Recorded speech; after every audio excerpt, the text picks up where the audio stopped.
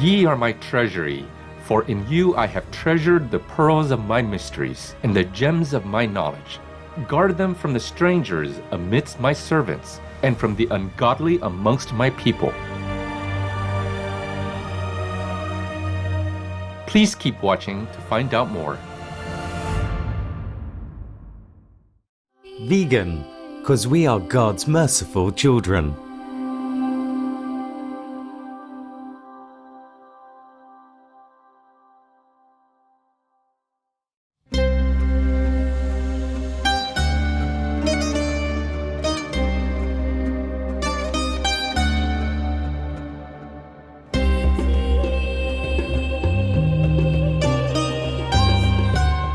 Assalamu alaikum, peace-loving viewers. I just said, peace be upon you in Arabic. I am Samira.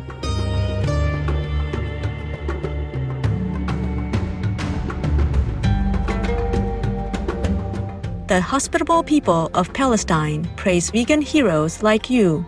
May the divine bless us all and our planet.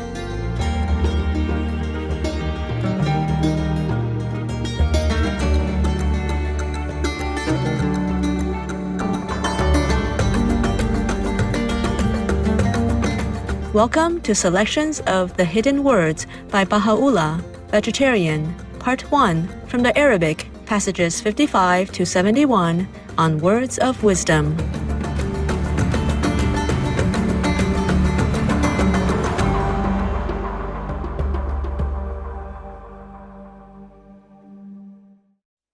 Born in 1817 in Tehran, Persia, or present-day Iran, Bahá'u'lláh was the enlightened prophet and founder of the Bahá'i Faith. He and his teachings are believed to be prophesied in Buddhism, Christianity, Islam, Hinduism, and other religions. The Arabic word Baha means glory or splendor. The Bahá'i Faith rests on three main concepts, also known as the three onenesses: unity of God, unity of religion, and unity of humankind. These concepts emphasize that while the names for God, as well as religions and cultures, may differ, all are equal and ultimately united as one.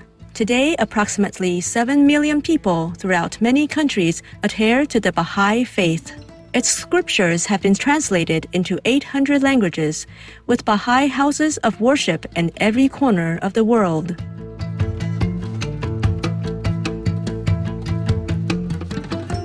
The Bahá'i Faith envisions an ideal society, which can be achieved through principles such as gender equality, human equality, harmony between religion and science, universal educational opportunity, judicious world government, and the elimination of extremes of wealth and poverty.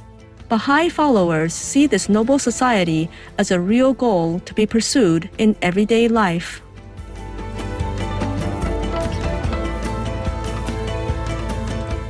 Today, we present to you a selection from Bahá'u'llah's The Hidden Words, translated by Shoghi Effendi.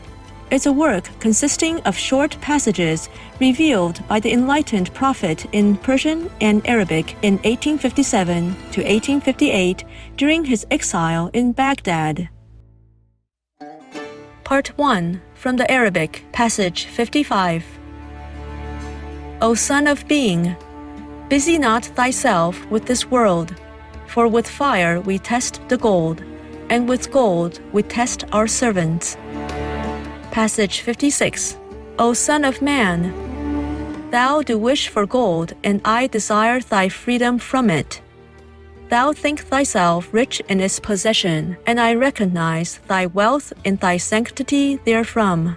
By my life, this is my knowledge, and that is thy fancy. How can my way accord with thine?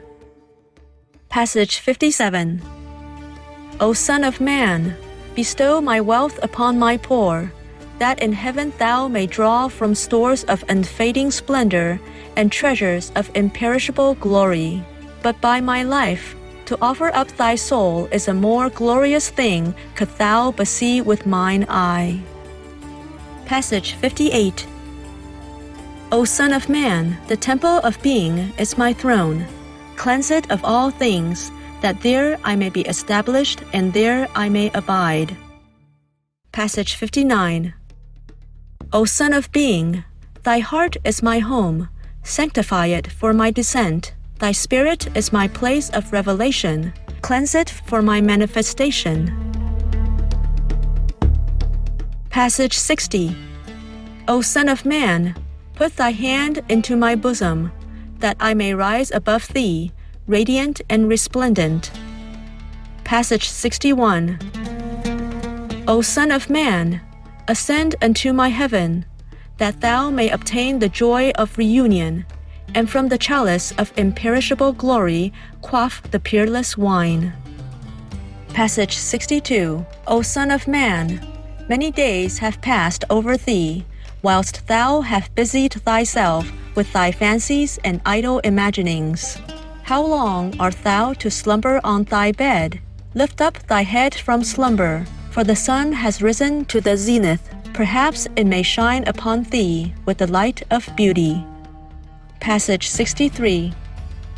O Son of Man, the light has shone on thee from the horizon of the sacred mount, and the spirit of enlightenment has breathed in the Sinai of thy heart. Wherefore, free thyself from the veils of idle fancies and enter into my court, that thou may be fit for everlasting life and worthy to meet me. Thus may death not come upon thee, neither weariness nor trouble. Passage 64. O Son of Man, my eternity is my creation. I have created it for thee.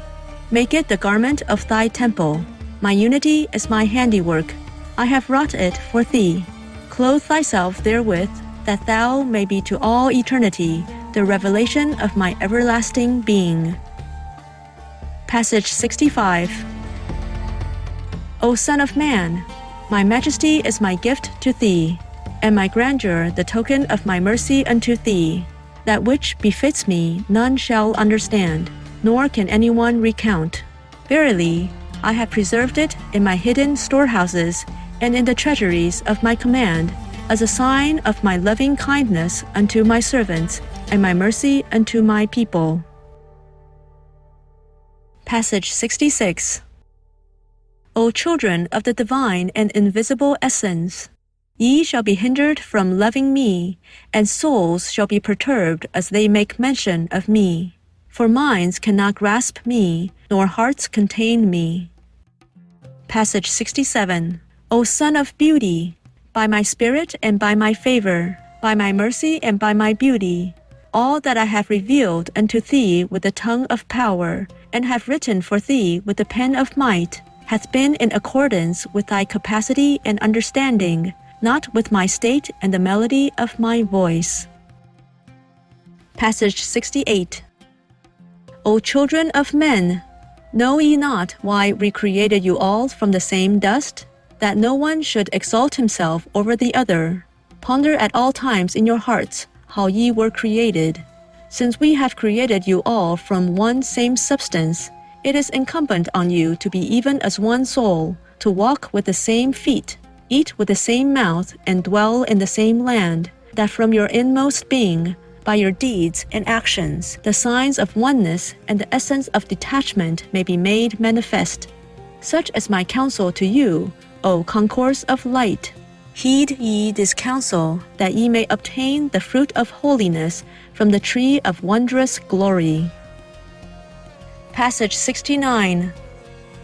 O ye sons of spirit, ye are my treasury, for in you I have treasured the pearls of my mysteries and the gems of my knowledge. Guard them from the strangers amidst my servants, and from the ungodly amongst my people. Passage 70. O Son of him that stood by his own entity in the kingdom of his self, know thou that I have wafted unto thee all the fragrances of holiness, have fully revealed to thee my word, have perfected through thee my bounty, and have desired for thee that which I have desired for myself. Be then content with my pleasure and thankful unto me. Passage 71. O Son of Man, write all that we have revealed unto thee with the ink of light upon the tablet of thy spirit. Should this not be in thy power, then make thine ink of the essence of thy heart. If this thou cannot do, then write with that crimson ink that hath been shed in my path. Sweeter indeed is this to me than all else, that its light may endure forever. Today, we are pleased to present excerpts from of the Morals of the Catholic Church, where the wise bishop speaks of how love for God not only increases our love for all, but can help open our soul to divine love. Chapter 30. Teacher of all wisdom. To Christians, this rule of life is given, that we should love the Lord our God with all the heart, with all the soul, with all the mind, and our neighbor as ourselves. For on these two commandments hang all the law and the prophets.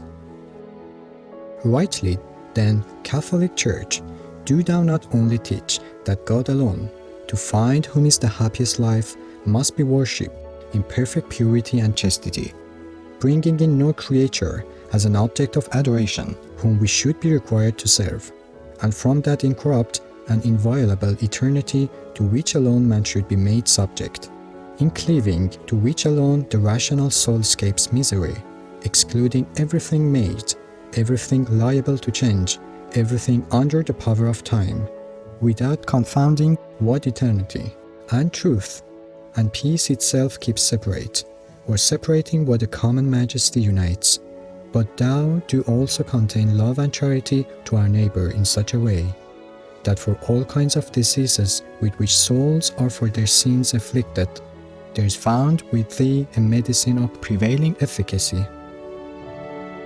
Without violation of the connections of nature and of choice, thou bring within the bond of mutual love every relationship of kindred and every alliance of affinity.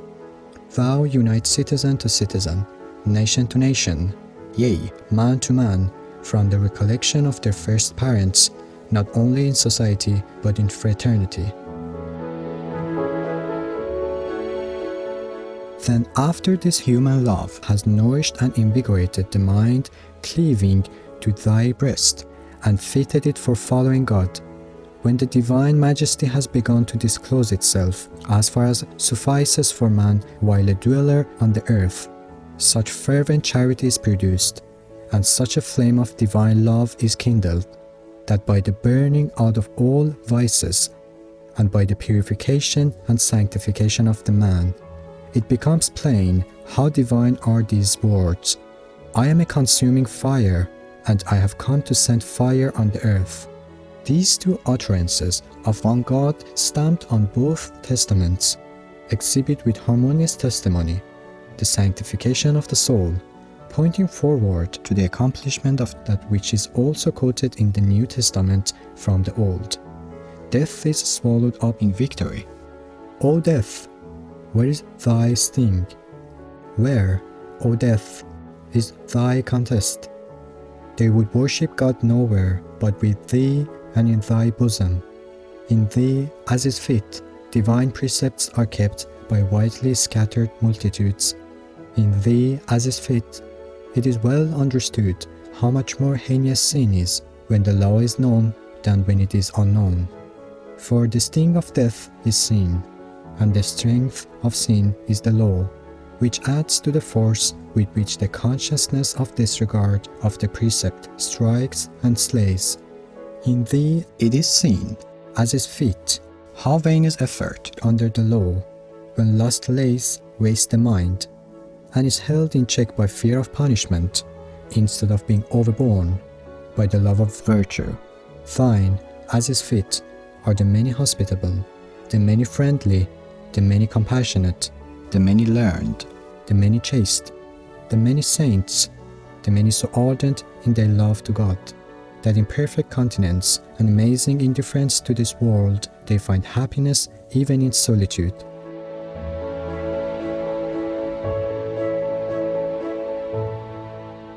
Chapter 31. The Life of the Anachoretes and Cenobites. What must we think is seen by those who can live without seeing their fellow creatures, though not without loving them? Who can but admire and commend those who, slighting and discarding the pleasures of this world, living together in a most chaste and holy society, uniting, passing their time in prayers, in readings, in discussions, without any swelling of pride, or noise of contention, or sullenness of envy, but quiet, modest, peaceful. Their life is one of perfect harmony and devotion to God, an offering most acceptable to Him from whom the power to do those things is obtained.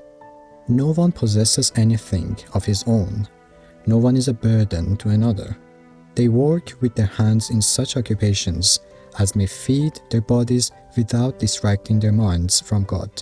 There is refreshment for the body as much as health and a sound condition of the body requires. Everyone checking unlawful appetite, so as not to go to excess even in the poor, inexpensive fare provided. So they not only abstain from flesh and wine in order to gain the mastery over their passions, but also from those things which are only the more likely to whet the appetite of the palate and of the stomach. Whatever they possess, in addition to what is required for their support, and much is obtained owing to their industry and frugality, they distribute to the needy with greater care than they took in procuring it for themselves. For while they make no effort to obtain abundance, they make every effort to prevent their abundance remaining with them, so much so that they send shiploads to places inhabited by poor people. I need say no more on a matter known to all.